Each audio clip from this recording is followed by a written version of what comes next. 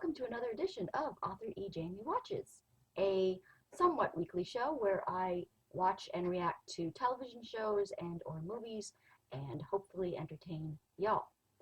Now, for this week's episode, I am watching Supernatural Season 11, Episode 7. Yes, I just had to check there. And so, for those of you who are new here, YouTube will not let me pull up the full reaction. So what we do here is I put up this little intro preview clip along with my thoughts at the end of the episode, and in that preview clip you will get the link to where you can watch the full reaction. So hopefully make sure that you subscribe so that you can get the notification when the preview clip goes up, and then you can watch in the video to get the link to where you can watch the full reaction. Now, so last week's episode, Dean was a little smidgen, teeny tiny bit of a what we call hypocrite because he was not able to kill Amara. Amara, who is a teenager now, and like almost young woman. She's more of a teenager than she was in episode 5. So yeah, so she's getting older, and it seems that she and Dean have somewhat of a bond. Now, let's scurry back. Let's revisit the Ruby season, shall we? Do we all remember the flack that our poor puppy Sam received from his older brother for his relationship with Ruby, and how Ruby got him addicted to demon blood? Yes, this was not okay. Nobody's saying that Sam and Ruby had a wonderful relationship that we all aspire to. No. However, the fact that Dean made him feel horrible about his connection with Ruby and his bond with Ruby. And now it's Dean who has this weird bond and connection to Amara. It's not a nice bond, and it's not a nice connection like he has with Castiel. Castiel fans, simmer down. Simmer down. I don't mean like that. I mean this connection, friendship. We're talking friendship here. That's my opinion. You do you. We're not talking about that. I'm talking about the very emotional connection and bond that Dean has with Castiel that has been good for both of them.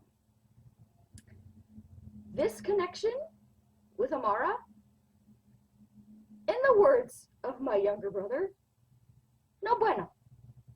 No bueno. It's not good for anybody. Well, it's good for Amara because it keeps Dean from killing her. But so that's where we're sort of at. Dean confronted Amara and was not able to kill her. He hesitated. So I don't want to hear word one from Dean about Sam and his connection to Ruby. Ever. Ever. Ever again. I love my Dean. I'm a Dean girl. My sister's a Sam girl. I'm a Dean girl. I love my Dean. But in this instance, Squirrel, you a hypocrite. Metatron came back. I hate that motherfucker so much. I mean, don't get me wrong. His whiny ass is entertaining. Yes, but I hate him in a way that I don't hate Crowley. And I know it doesn't make sense. And I know it's illogical because Crowley has done some horrible crap. I don't say that it makes sense. It's illogical. I understand that. And I admit to that. But, oh, I hate Metatron so much. And because he killed Dean. He killed Dean in the end of season 9? Or was it the end of, no, it was the end of season 10. No, it was the end of season 9 because season 10 was Demon Dean and that whole thing. So, yeah, I hate Metatron. And let's see, so Metatron came back. Dean couldn't kill Amara. The creepy mother-fracking box at the end of the episode. I can't explain to you why that image just sticks in my head and creeps me the out. I mean, just, I don't understand it. I don't understand what's happening in the box. Is it Sam when he was trapped in hell in the box? Is it the darkness in the box? Something or someone was in the box. Just in a void. And this, for some reason, scared the bejesus out of me in a way that Supernatural has not scared the bejesus out of me since the Bloody Mary episode where she crawls out of the mirror. Up to this point, Supernatural is a thrill ride. It's funny, it's suspenseful, it's emotional, but in terms of like downright scare the crap out of me, Bloody Mary, that episode where she crawled out of the mirror, was the worst its scariness that it has gotten for me until the box. I don't know why. I don't want to probe into my psyche why. Let's just see what happens. So, that was where we left off. And so let us get into the episode now. We are watching season 11, episode 7. Boy, here we go.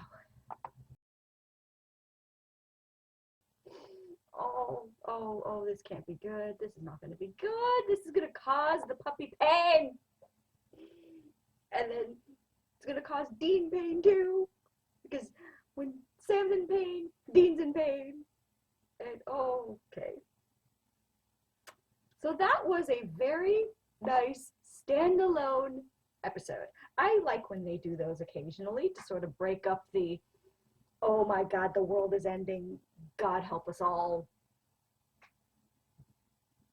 angst storm that these two have been on since the beginning of time.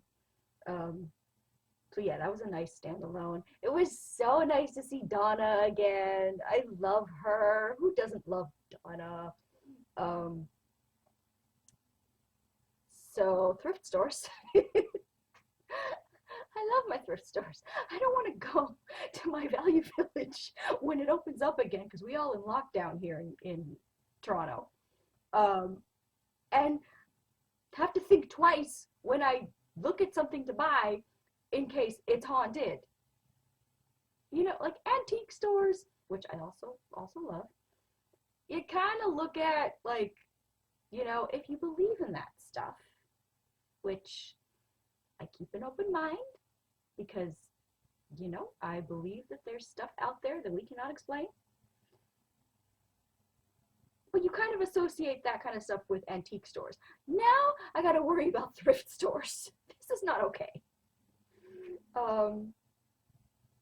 But yeah, poor Chester. And that just goes to show that, like, false accusations can do a lot of damage and are just horrible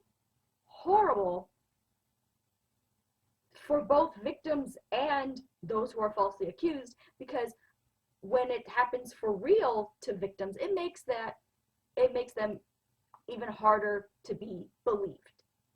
And that's just, I think people who make false accusations are as freaking evil as the people who actually commit the horrible, true crimes. I truly, truly believe that, because you're not only victimizing people who have been through that horrible experience, you're victimizing people who have been through that horrible experience and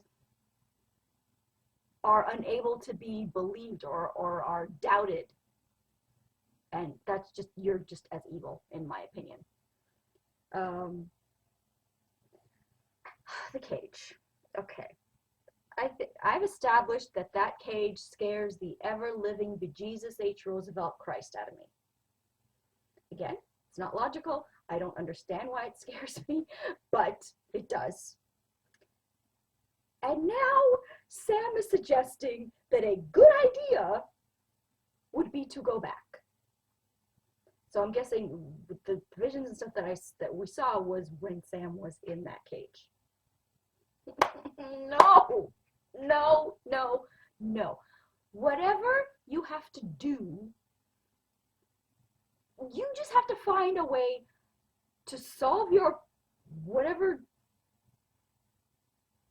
issue this is with the darkness, and find a way to fight the darkness without having to go back into that cage.